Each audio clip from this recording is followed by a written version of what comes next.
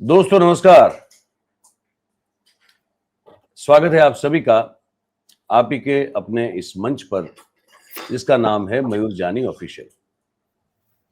आप जैसे देख रहे हैं हमारे बगल वाली खिड़की में व्यास साहब बैठे हैं और आज उनको हमने इसलिए आमंत्रित किया क्योंकि देश में एक और बड़ी घटना हम सबके सामने पेश की जा रही है और जैसे कि वो हर बार होता है बहुत ही ताम झाम से और बहुत ही प्रोपोगेटिव वे में प्रचार प्रसार के सब झंडे गाड़ दिए गए हैं कि ब्रिटेन के साथ हमारा जो FTA हो रहा है, FTA मतलब कि फ्री ट्रेड एग्रीमेंट, तो वो जो फ्री ट्रेड एग्रीमेंट है उसको करके हमने ब्रिटेन के साथ उसको करके हमने मतलब कि अमेरिका को चित कर दिया है, हमने चाइना को कहीं चने चबा दिए हैं और हम कुछ ऐसा करने जा रहे हैं कि जो न भूतो न भविष्यति है और हमने मतलब प्रधानमंत्री छा गए एक बार फिर से विश्वगुरु हो जाए।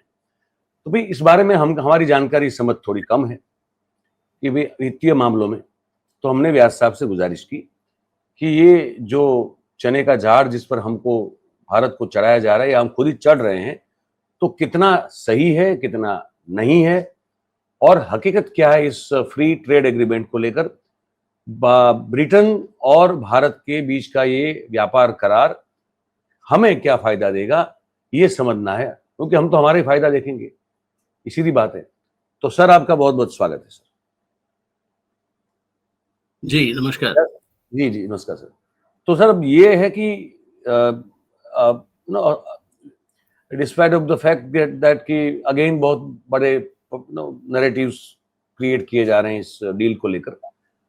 सर ये डील आपने जो स्टडी किया है पूरा आपने बताया भी, आपने मुझे को भेजा भी है पूरा एक डॉक्यूमेंट, तो सर ये डील से हमें क्या फायदा होने जा रहा है सर ये बताएं। देखिए पहले तो जब डील हो जाए समझे आप जी, तब पता चलेगा कि आपको क्या फायदा है और ब्रिटेन को क्या फायदा है जी, मगर कीथ चार्मर ने एक बात बहुत स्पष्ट कर दी है जी, कि ये FTA के बावजूद देखो भारत की विशेषता क्या है, हमारी औसत आयु जो है वो 28.2 साल की है। We are the youngest country in the world.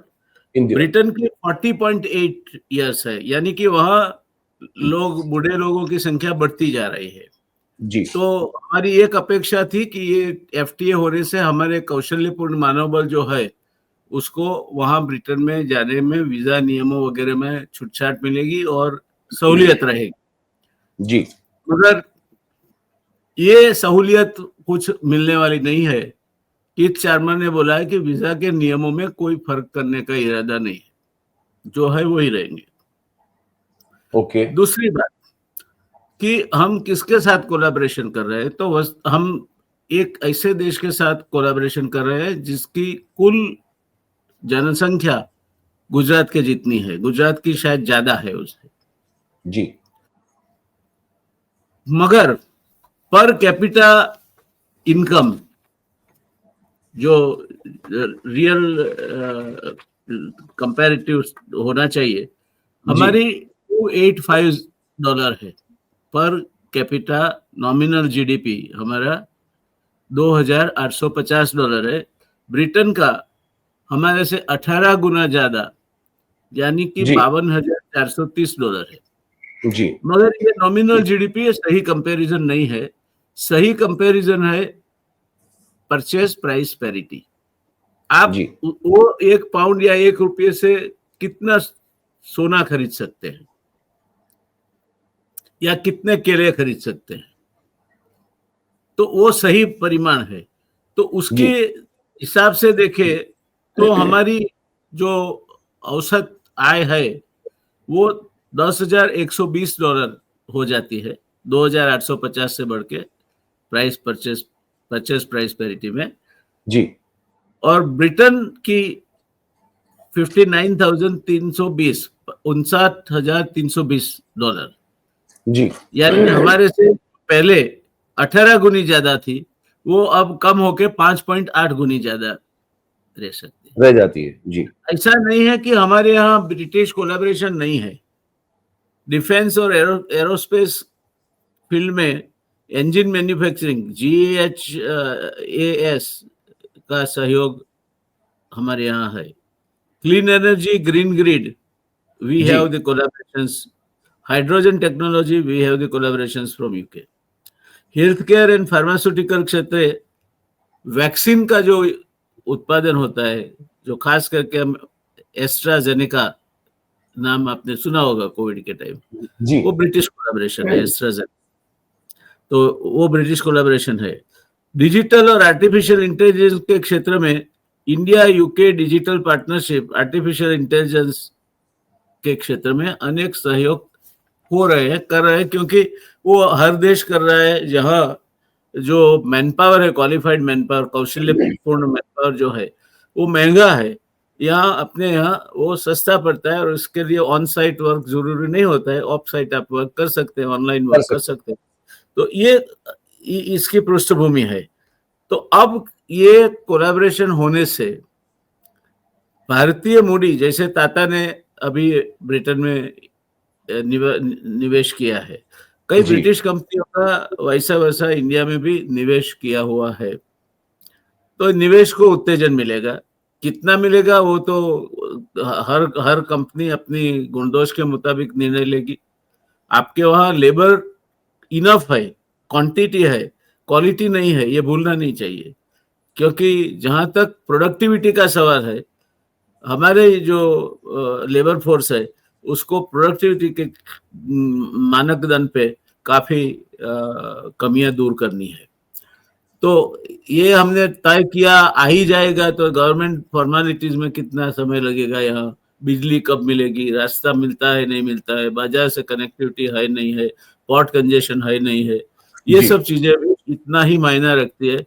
तो आपने एक एक एक हेतु, एक अपना उद्देश्य रख लिया है कि निवेश को, परस्पर निवेश को हम प्रोत्साहन देंगे, बढ़ावा देंगे। अब हाँ हाँ, मैं इसको एक थोड़ा डेविल्स एडवोकेट बन के दूसरी तरह देखता हूं कि हमारे ऊपर 50% टैरिफ डाले हुए हैं ट्रंप ने। 25% टैरिफ रेसिप्रोकल टैरिफ है और 25% हम रशिया से ऑयल खरीदते हैं इसलिए है।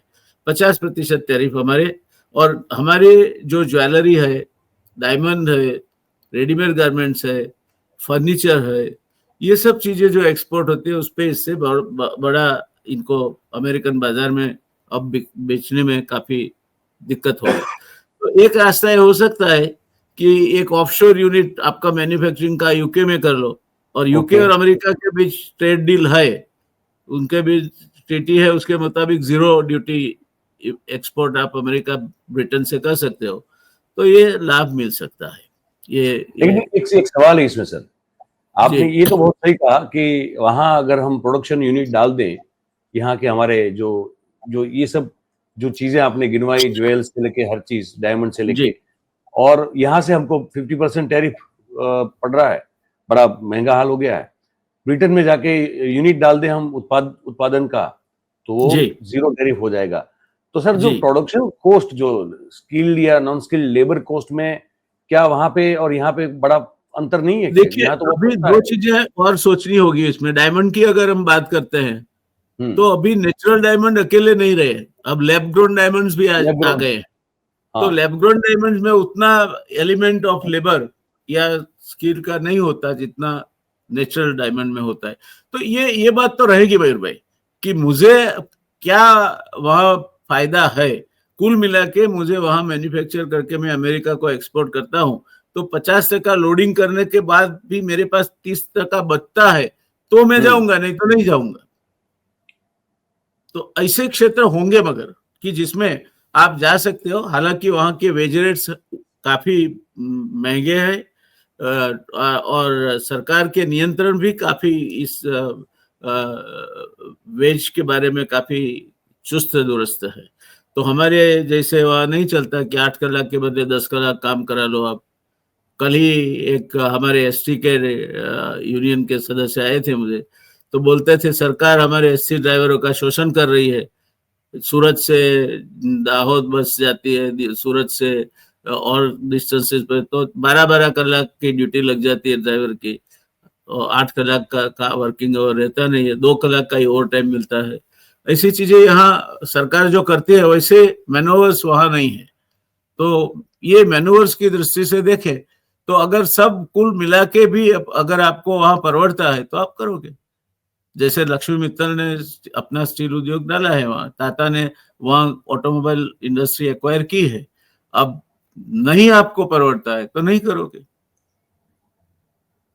पर सर एक चीज और भी आपसे पूछनी है, वो ये जी। है कि ये डील को आप कैसे, मतलब आप अभी जो होने जा रही है इस डील डील नहीं को, हुई है मयूर भाई, डील नहीं नहीं हुई जो कहाँ? होने वाली है, जो अभी हम बात कर रहे हैं तब तक हुए नहीं हुई है। हुए तब पता चले ना। हाँ लेकिन नहीं, लेकिन हुए जो ये प्रपोज तो किया जा ये रहा है, क्या है, ये तो जो प्रपोज देखो किया जा रहा है, प्रपोज किया जा रहा है। और ये ब्रिटेन के 8 यूनिवर्सिटी यहाँ ऑफशोर कैंपस खोलेगी तो यहाँ हमारे शिक्षण में एकदम बढ़ोतरी आ जाएगी। अब दुनिया की विश्व की 200 टोच की यूनिवर्सिटी में भारत की एक भी नहीं है।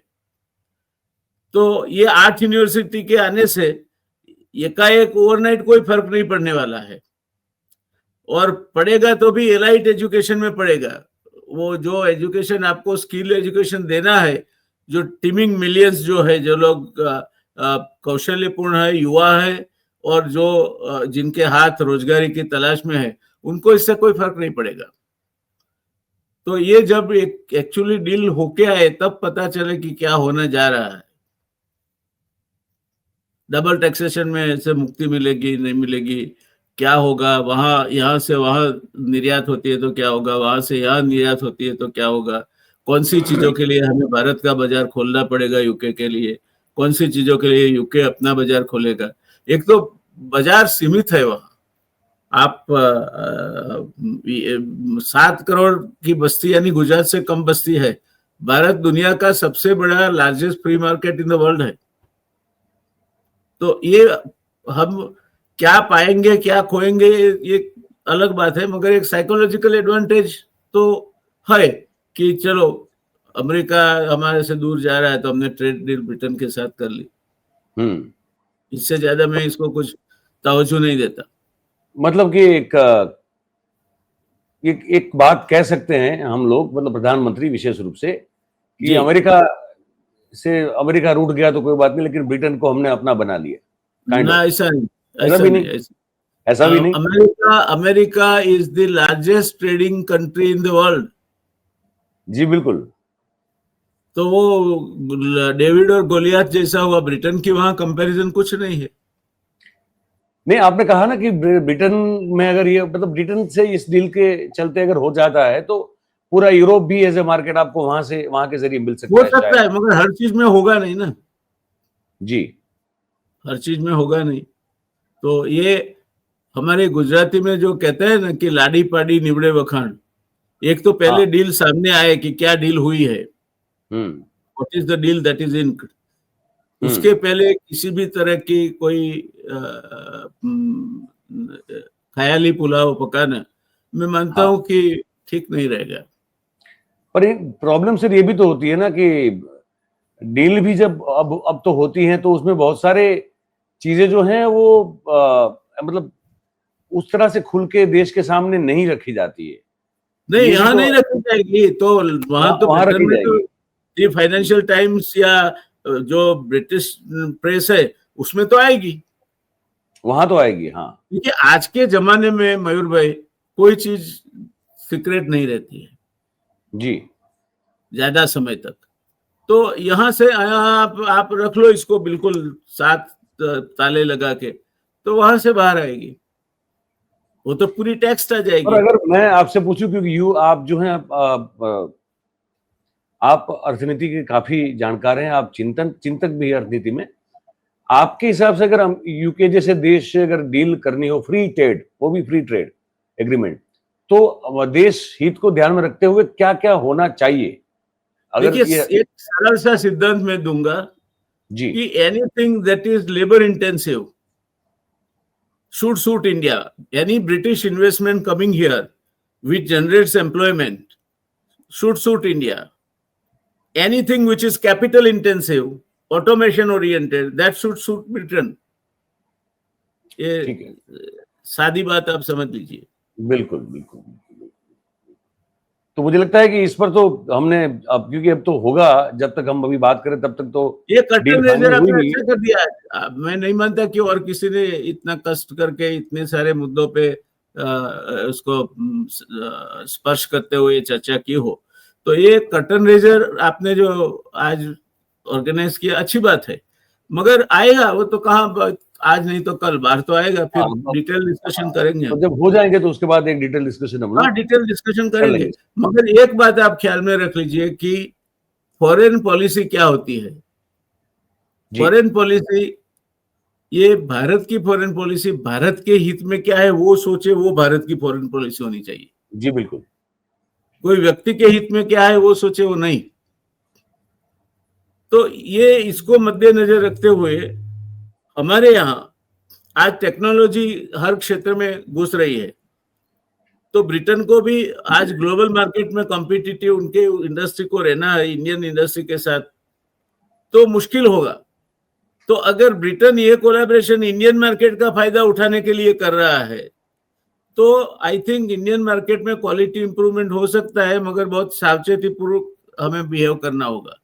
नहीं तो ये हमारी जो बाजार है उसमें, जैसे ट्रंप ने कॉटन घुसा दिया, जीरो हाँ ड्यूटी इंपोर्ट, अब बराबर कॉटन का क्रॉप आने वाला है और उसी टाइम पे आपने दिसंबर तक अपने कॉटन को जीरो ड्यूटी कर दिया, यानी भाव ही नहीं मिलेगा आपको। तो ये सब चीजें देखनी है, महीन महीन चीजें देखनी होगी। ये मोटे तौर पे हम ये कह सकते हैं कि लेबर इंटेंसिव हमें सूट करता है, and capital intensive, automation oriented, artificial intelligence driven, वो ब्रिटेन को सूट करेगा। ये मोटे तौर पे ये हम मोटे कह तौर सकते हैं। पे। तो मुझे लगता है सर, एक बार फिर ये फिर डील हो जाए फाइनल, तो एक और हम कोशिश करेंगे हमारे हम तो दर्शकों तैयार तक। है। आपको मैंने जो डॉक्यूमेंट भेजा है वो है, वो पूरा देखा मैंने। हाँ आज तक का इतिहास, आज के दिन तक लाके छोड़ा है मैंने। तो बिल्कुल बिल्कुल जैसे बिल्कुल। ही डिक्लेयर हो जाए हमें एक पेज ऐड करना होगा ज्यादा से ज्यादा। बिल्कुल बिल्कुल बिल्कुल बिल्कुल। तो फिर तो वो भी हम करेंगे जरूर। हाँ, करेंगे, और जरूर करेंगे। बिल्कुल बिल्कुल सर। तो बहुत बहुत धन्यवाद करूं सर मैं आपका कि आप ने वक्त निकाला और आप आए। धन्यवाद। हमारा और हमेशा हमारा प्लेजर है आपके साथ जुड़ना। तो थैंक यू, आपका अधिकार है। Thank you sir, thank you very much. धन्यवाद। थैंक नमस्कार। यू, नमस्कार सर। तो दोस्तों, व्यास साहब थे। फ्री ट्रेड एग्रीमेंट भारत और ब्रिटेन के बीच जो होने जा रहा है, जब जी अब बात कर रहे हैं तब तक हुआ नहीं, हो रहा है अभी, तो हो जाएगा। तो उस पर जो है फिर जब अभी तो एक तरह से कहें कि ये अभी होने से पहले का एक वार्म अप हमने बातचीत का राउंड रखा, हो जाएगा। उस पर फिर डिटेल से बात करेंगे। इस मुद्दे पर आपकी कोई कमेंट हो तो आप हमको लिख के जरूर से बताइएगा। और अगर आपको बातचीत ठीक लगी, अच्छी लगी, पसंद आई, तो इस वीडियो को लाइक कीजिए, इसकी लिंक को हो सके उतना शेयर कीजिए। और चैनल ये मंच आप ही का है, अगर अब तक सब्सक्राइब नहीं किया है तो आपसे विनती है कि तुरंत कर लें और अपने आसपास के लोगों से करवाएं। बहुत बहुत धन्यवाद करेंगे आप सभी का हमारे साथ इस बातचीत में जुड़ने के लिए। Thank you very much. नमस्कार।